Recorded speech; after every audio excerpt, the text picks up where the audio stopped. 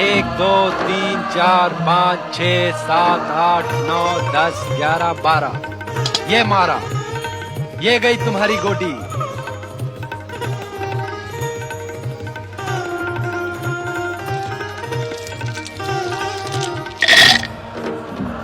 सोच के रही हो देवी, तुम भी कौड़ी फेंको।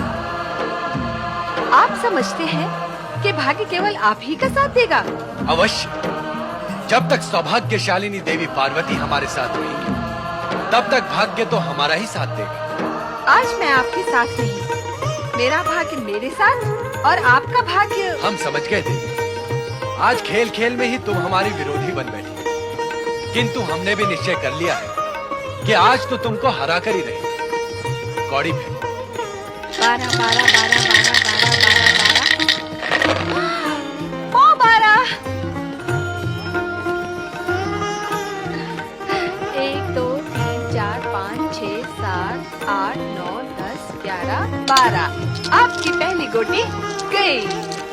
देखा स्वामी, अब मैं जीत गई। अब मैं जीतती ही चली जाऊंगी। 12 12 12 12 12 12 12 12। 1 2 3 4 5 6 7 8 9 10 11 12। दूसरी भी गई। अरे स्वामी, हार का संकेत पाते ही आप रूठ गए। ये तो कोई खेल ना हुआ।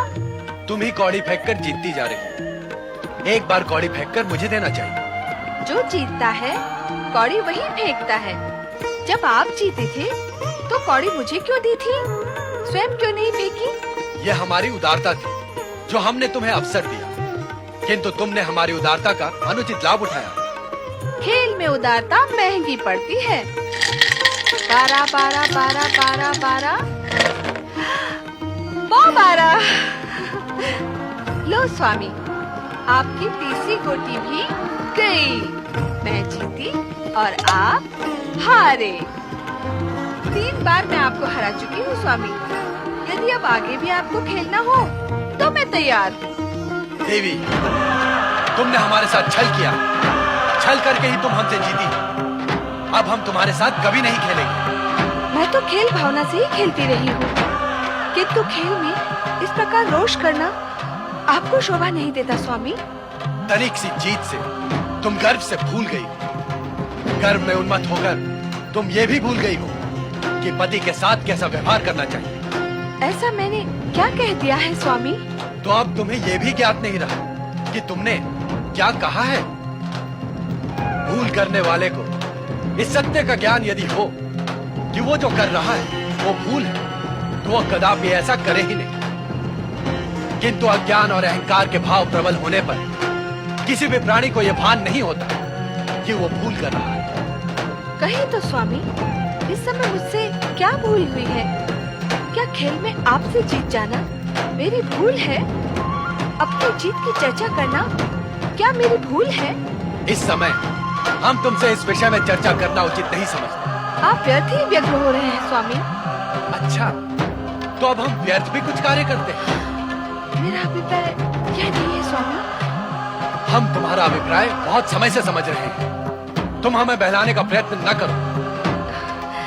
पति का मन बहलाने का अधिकार तो पत्नी का ही होता है स्वामी, और जगत जानता है कि मैं आपकी पत्नी हूँ। बस बस, इस समय ना तो हमें तुम्हारी मीठी मधुर बातें सुननी है और ना ही तुम्हारे साथ की आवश्यकता है। आपको मेरे साथ की आवश्यकता नहीं है तो फिर मैं इसी समय कैलाश छोड़कर अन्यत्र कहीं चली जाती हूँ। फिर आप मुझे ढूंढने की चेष्टा न करना। तुम सहज जा सकती हो। हम पहले भी तुम्हारे बिना अकेले रह चुके। तुम भली भांति जानती हो कि चुनौतीपूर्ण शब्द सुनना हमारे स्वभाव में नहीं। वैसे भी तुम्हारे साथ इतने समय तक रहकर हम अपनी स्वतंत्रता खो चुके थे। अच्छा ही तुम्हारे जाने के पश्चात हम फिर से स्वतंत्र हो जाएंगे। स्वामी,